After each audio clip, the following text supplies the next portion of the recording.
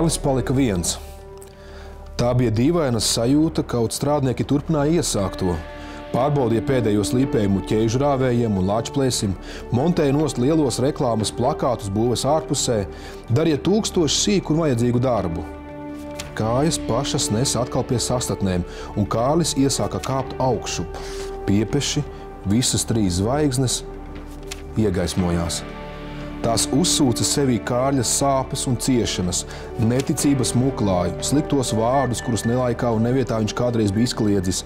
Tie aizskrēja, iegrima dziļi pagarē, un zvaigznes no tumši dzeltena, gluži vai sarkanīga vizējuma iedegās aizvien gaišākas, liedamas baltzelta strūklas pār Kārļa augumu. Es viens? Kārlim iezibējās prātā. Kā tādas šķērsu domas varēja ielaist sevī? Es esmu asinslās, vienā ritā ar dzīvajiem un mirušajiem. Es ritu un dzīvoju, kamēr dzīva ir Latvija. Lasot šīs izjūtas, ko pārdzīvo tēlnieks Kārlis Zāle 1935. gada 18. novembra priekšvakarā, kad tikko ir pabeigts brīvības piemineklis, liekas, ka dzīve Latvijā būtu labāka, ja katram rastos, protams, personiskas, bet attieksmes ziņā līdzīgas izjūtas. Un šodien, kad Latvija svin savu 95. dzimšanas dienu, šādas sajūtas atkal mani pārņem. Šodien, kad kopā šeit studijā esmu ar Valda Rūmnieka un Andrija Miglas biogrāfiskā romāna 3 zvaigznes izdevēju un apgādes zvaigznes ABC vadītāju Viju Kilboku. Vija, vai tu atceries to, ka mēs teju katros valsts svētkos uzrunāja mūsu lasītājs un skatītājs? Jau 8. gadu. 8. gadu. Kā tu nosaki to, ka sabiedrībai, piemēram, šī grāmata ir vajadzīga un to ir vērts izdot? Tas ir tik vienkārši. Tie ir mums visiem svarīgi notikumi, personības, nu un, protams, arī autora talants. Jā, šajā grāmatā ir gan 2 autori, talantīgi autori, gan arī talantīgs tēlnieks. Un par to, ka šo grāmatu vajadzēja izdot, un paldies, ka tā ir izdota, mēs secinājām pēc grāmatas atvēršanas svētkiem, kad mēs sarunājāmies ar Latvijas valstī nozīmīgiem cilvēkiem.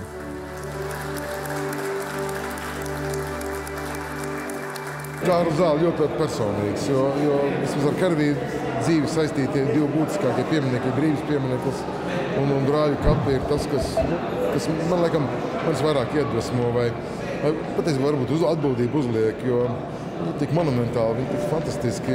Es domāju, ka šī fantāzija arī dod tā kā piedalīties līdz tam procesam, kurā viņš dzīvoja, vai tam laikmetam, kurā viņš dzīvoja. Kāpēc viņš tā domāja? Arī šodien tad īsā sarunā ar Valdu tāds pārņemts bija un teica, jūs zināt, ka viņiem tāpatās bija tā kā mums arī konkursi šķībi un vēl kaut kas tur nav riktīgi, un tad tur tā cīņa, un tur ir tie mākslinieki savā starpā, tur ir politika savā starpā. Es tā nospriedu, jā, tāda laikam, diemžēl tāda dzīve, laikam mēs neesam tik pilnīgi. Tas, kas man personīgi padara to laiku tādu tuvāku, personīgāku, jā, jo laikam mēs esam visos laikos vienādi bijuši, bet tieši tāpēc pārsteidzoši, ka tādi ģēniji, tādi cilvēki šādā vidē dzimst un spēj sev pierādīt un pārliecināt. Varbūt tādu mums šobrīd tieši trūkst. Šo grāmatu nevar pārvērtēt, jo pašā vidū, pašā pilsētas sirdī ir kaut kas tāds, kas no bērna kājas katram latvietim ir tik nozīmīgs. Bez vārdiem, bez nekā. Vienkārši mēs esam, varbūt arī tāpēc, ka ir šis piemineklis. Es tieši domāju par jauniem lasītājiem, jo autori raksta populāri, izmanto tādu plašu faktu materiālu, ka tas jaunam lasītājiem tiešām varētu būt bāze, kad viņš tiešām ejot mūžā garām gar brīvības pieminekli, katru reizi to varētu atcerēties. Jebkura valsts lielā mērā tiek veidota balstoties uz simboliem un simbolismu. Un brīvības piemineklis un brāļu kapi, manuprāt, ir viena no visspēcīgākajiem un visraksturīgākajiem Latvijas neatkarīgas nacionālas valsts simboliem. Un salīdzinoši, ja mēs lasām kādu grāmatu, mēs lasām ne tikai saturu, mums ir, lai mēs saprastu šo grāmatu, mums ir jāzina arī autors. Tā ir tā forma, jo saturs un forma pēc būtības nekad nav nodalāmi. Un konkrētajā gadījumā, ja mēs runājam par šiem mākslas darbiem un šiem nacionālajiem simboliem, kā brīvības piemineklis un brāļu kapi, tad mēģinot saprast šos simbolus un pievēršoties viņiem Un skatoties uz viņiem, mēs nevaram izvairīties no nepieciešamības arī labāk saprast, kas ir šis autors, kas ir viņus radījis, kāpēc viņš ir radījis viņus tieši tā, no kurienes viņš nāk un kas bija viņa, teiksim, radīšanas pamatā.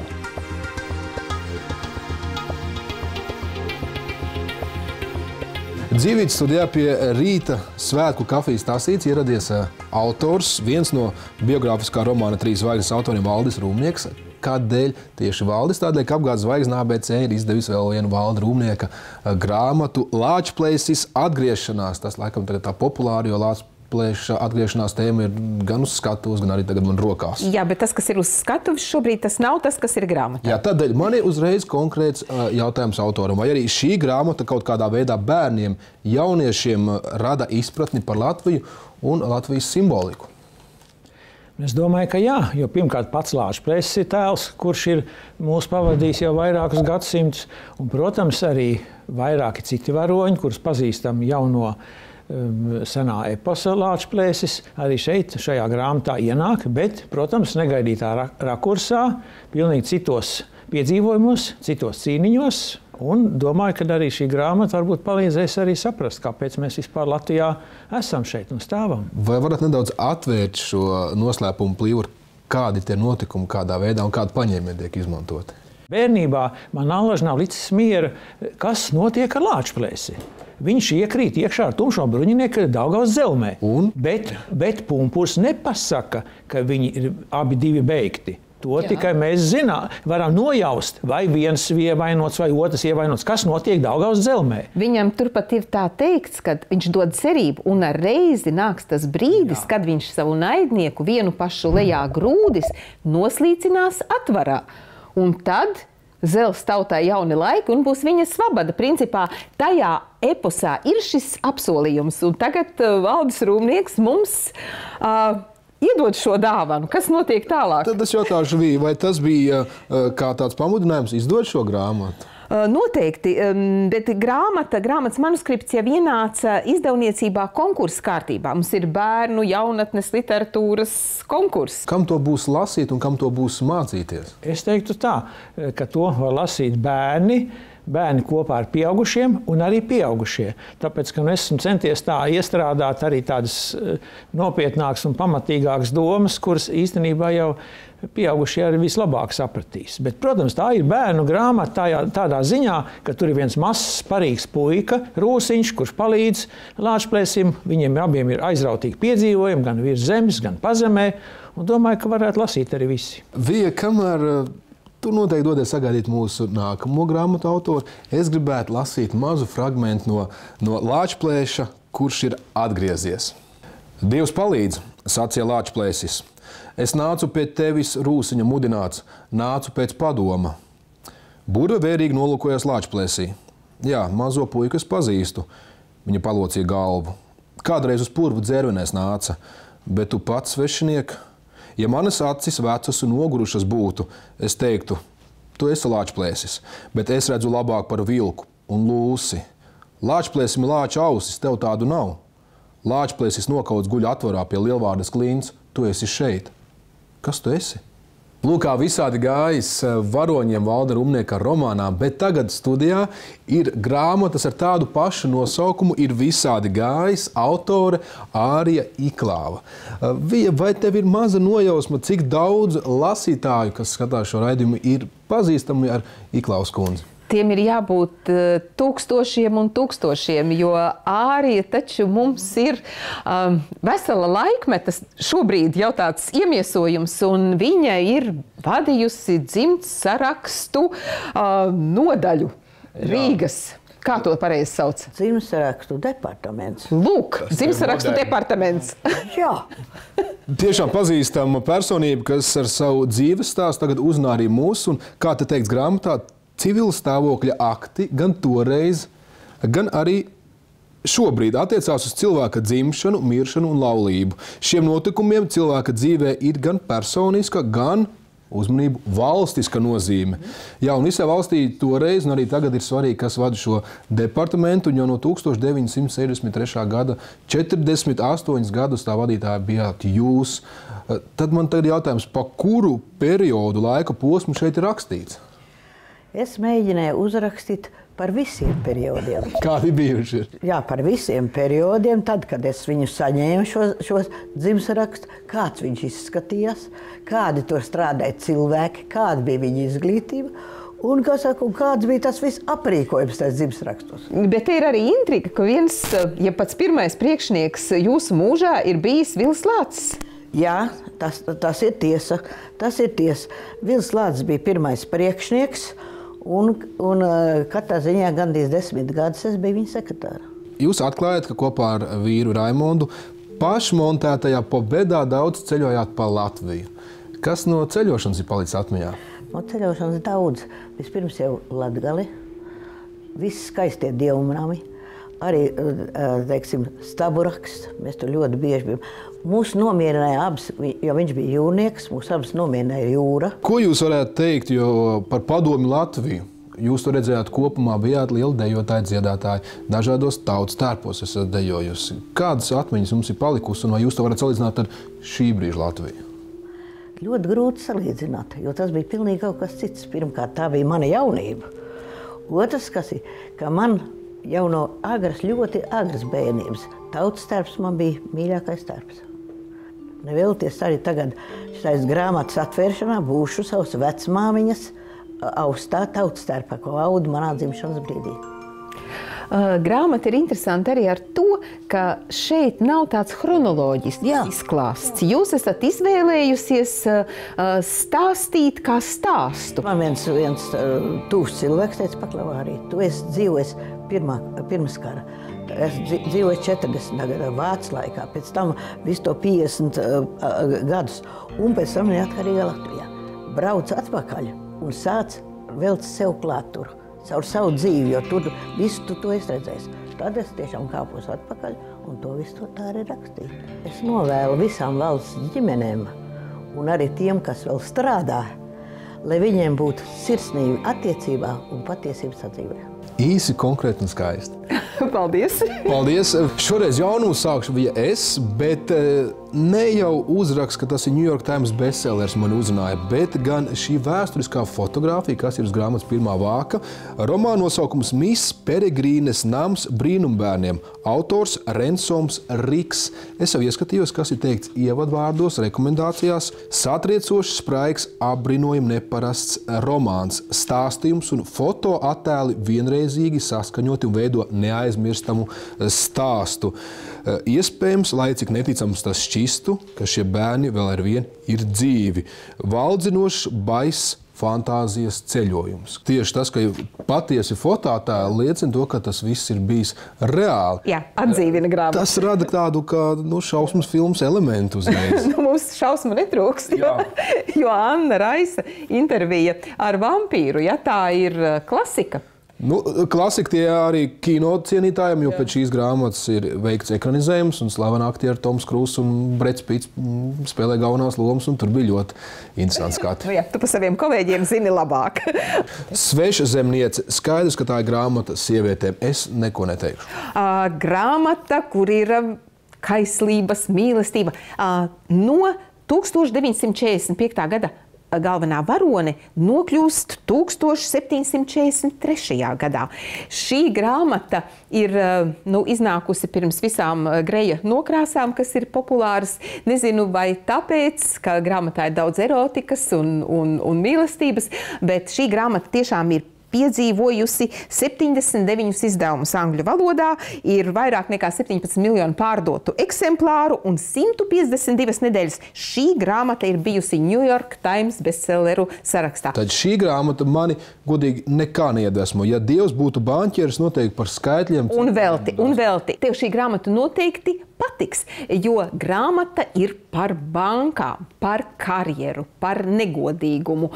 Grāmatu ir uzrakstījis autors, kurš pats 20 gadus ir strādājis bankās. Turklāt tas ir Indijā, kad tur ienāk ārzemju bankas.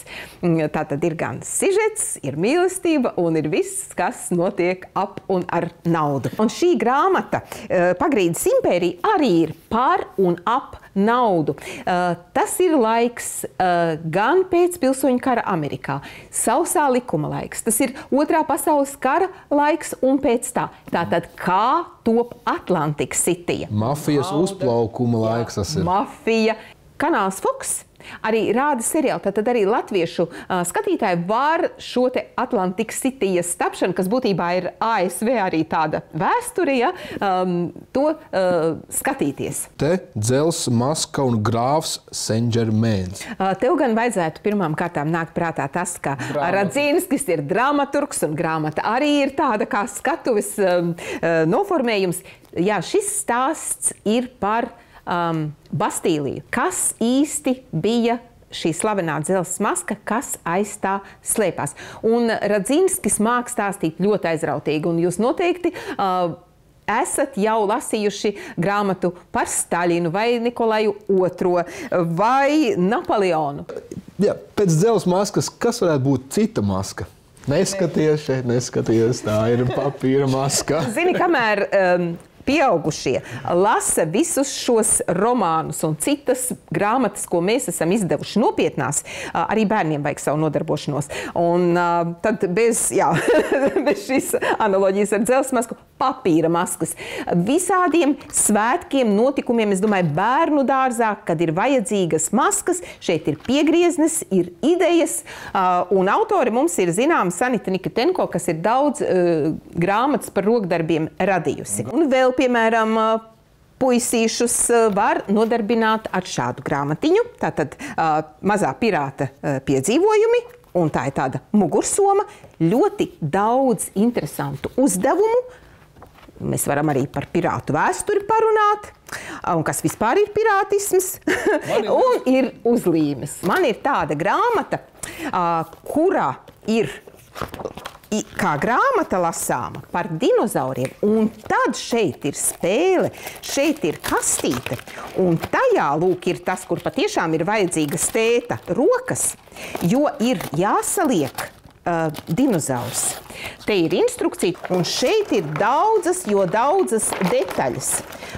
Kad ar to visu pastrādā, tad izveidojas, jūs varat paši radīt savu dinozaura modeli.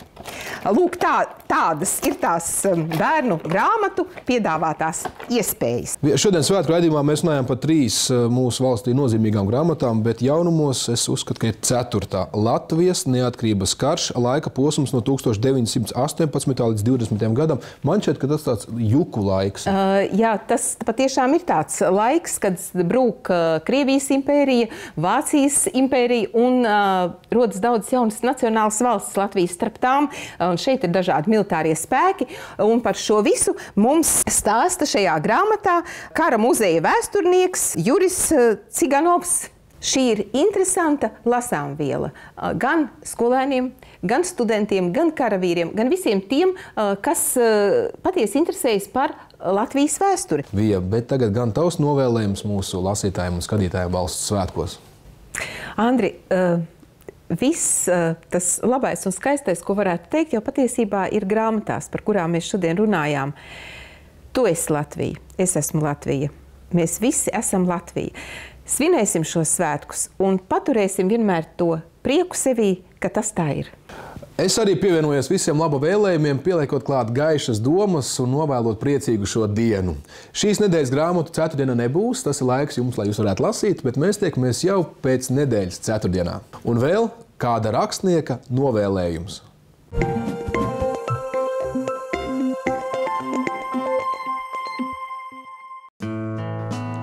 Īstie svētki ir gatavošanās diena. Sakopjot visu sev apkārt, cilvēks sakopj pats sevi un ielūkojās sevī, apskatot to, ko ir padarījis. Lai jums izdodas!